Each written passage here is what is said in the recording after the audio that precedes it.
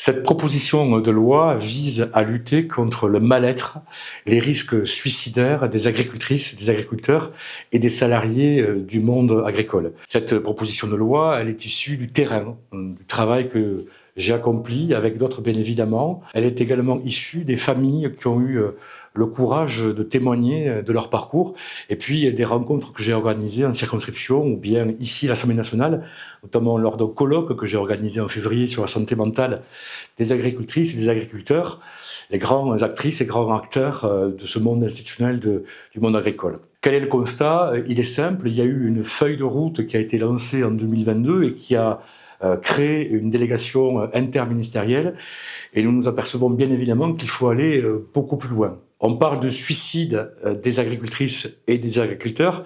Ça n'est pas qu'un acte individuel, c'est aussi un acte social.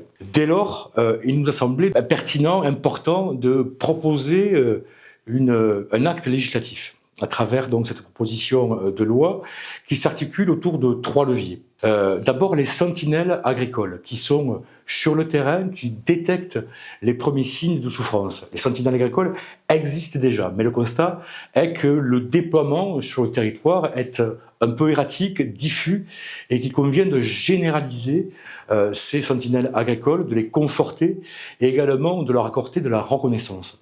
Et puis, il y a l'échelle départementale.